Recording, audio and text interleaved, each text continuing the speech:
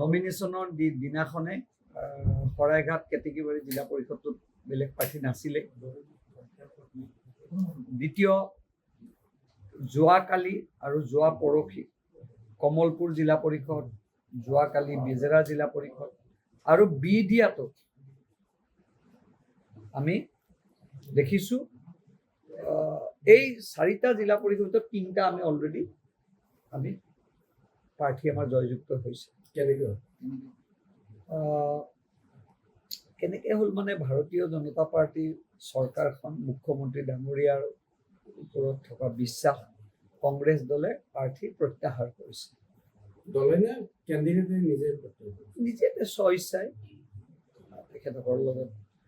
তেখেতসকলৰ চিন্তাধাৰাটো মুখ্যমন্ত্ৰী ডাঙৰীয়াৰ ওপৰত এক বিশ্বাস। আৰু এটা জিলা পৰিষদ বিশেষকৈ বিডিয়া জিলা পৰিষদৰ কংগ্ৰেছৰ প্ৰাৰ্থীৰ নমিনেশ্যন কেঞ্চেল হৈছে। এজেপি অসম জাতীয় পৰিষদ আৰু এজন ইণ্ডিপেণ্ডেণ্টে আমাক সমৰ্থন কৰি প্ৰাৰ্থীত্ব প্ৰত্যাহাৰ কৰিছে। এতিয়া আমি 4টা জিলা পৰিষদতেই আমাৰ সফলতা হ'ব। এতিয়া তাত SCUI বুলি এটা সন্মানীয় কেণ্ডিডেট এগৰাকী আছে, বড়ো বাইদেউ, আৰু তেওঁৰো কি হৈছে আজি আমি দেখিলোঁ, আমি নাজানিলোঁ আচলতে লেট্ৰিন নাই, যিটো নিয়ম থাকিব লাগে পকা লেট্ৰিন নাই। তেওঁ কিন্তু ভুল শপতনামাত পকা লেট্ৰিন আছে বুলি তেওঁ নমিনেশ্যন শপতনামাত দাখিল কৰিছে। আমি FIR দিব দিছোঁ, সেইটো আইনী প্ৰক্ৰিয়াৰে সেইটো ব্যৱস্থা হ'ব।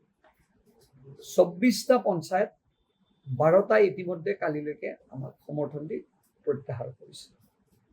তাৰে ভিতৰত নমিনেশ্যন দিয়াৰ দিনাখনেই 6টা জিলা আঞ্চলিক পঞ্চায়তে প্ৰাৰ্থিত্বই নাছিল, আৰু বাকী যি 12টা থাকিল তাৰে 6টা AGPৰ, 6টা আমাৰ আছে। এতিয়া ইলেকশ্যন হ'ব। কংগ্ৰেছৰ এইবিলাক বিৰাট তেখেতসকলক এই দলটোৰ প্ৰতি আমাৰ সন্মান আছে। এটা ৰাজনৈতিক দল, এই যে তেখেতসকলে এই ধৰণৰ ব্যৱস্থাটো কৰিছে, তেওঁলোকে বিজেপিক অভিযোগ দিছে হয় ভাবুকি টকা পইচা দিয়া বুলি, কিন্তু তেওঁলোকে যাৰ পৰা পইচা লৈছে তেওঁলোকৰ, আমাৰতো ভাল, আমি বিজেপিত আছোঁ, তেখেতসকল কংগ্ৰেছত আছে বিৰোধী, কিন্তু তেখেতসকলে কংগ্ৰেছত থাকে যে টিকেট দিয়াৰ বিনিময়ত 10 লাখ 20 লাখ এনেকৈ টকা লৈছে, আৰু আমি সেই অভিযোগ কৰা নাই। সেই অভিযোগ তেওঁলোকৰ দলৰ কাৰ্যকৰ্তাসকলে কৰিছে। সেই অভিযোগটো কি হ'ব? আৰু কংগ্ৰেছে এনেকুৱা কথা কৈয়ে থাকে। এইটো কংগ্ৰেছৰ আজি নহয়, ইয়াৰ পিছত কংগ্ৰেছৰ ইলেকশ্যনৰ পিছত দেখিব, পঞ্চায়ত ইলেকশ্যনৰ পিছত তেওঁলোকে আৰু এটা অভিযোগ দিব যে আমি ৰেগিং কৰিছোঁ বুলি।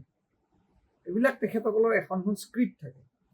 এতিয়া স্ক্ৰিপ্ট নম্বৰ 1 এইটো, স্ক্ৰিপ্ট নম্বৰ 2, স্ক্ৰিপ্ট নম্বৰ 3। মই ভাবোঁ কংগ্ৰেছৰ আচল কথা হ'ল কি, কংগ্ৰেছৰ গ্ৰাছৰুটত প্ৰাৰ্থী নাই। মই কিয় কৈছোঁ, মোৰ তাত বহুত প্ৰাৰ্থী দিছে, কিন্তু তেওঁলোকে নিজেই গম নাপায় কংগ্ৰেছত ইলেকশ্যন খেলিছে নাই। ধৰি আনি পেলাই টিকেট দিছে।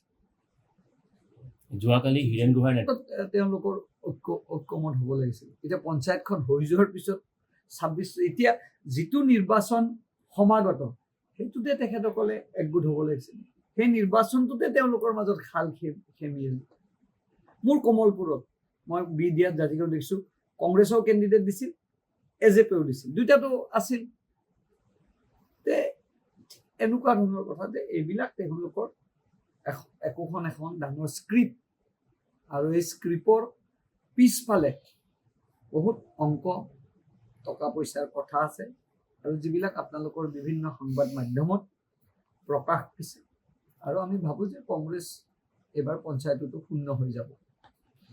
আৰু এইবিলাক চাওক, সাংবাদিকসকলৰ এটা সন্মান আছে, মই তেখেতসকলক ইয়াত টানি ল'ব খোজা নাই, কিন্তু মোৰ ঘৰখনত যদি মই নিজে ঠিককৈ ৰাখিব নোৱাৰোঁ, মোৰ ঘৰখনত যেতিয়া মোৰ দাগ লাগিব, তেতিয়াতো বেলেগে সুবিধা ল'বই। সেইকাৰণে মই ভাবোঁ যে যিজন মালিক সভাপতি তেওঁলোকে প্ৰথমে সিদ্ধান্ত লওক যে আমি টিকেট পইচা লৈ দিম নে টিকেট আমি ৰাইজে জিকা কেণ্ডিডেটক দিম। এই সিদ্ধান্ত তেওঁলোকে লৈ লওক। আৰু যেনেকৈ ষ্টক মাৰ্কেটত শ্বেয়াৰৰ দাম বাঢ়ি থাকে কিছুমান কোম্পানী। এইকেইদিন বজাৰত কংগ্ৰেছৰ টিকেটৰ শ্বেয়াৰটো খুব হাই। যিকোনো খবৰৰ বাবে যোগাযোগ কৰক 7099017330 লগতে 7099017110 নম্বৰত।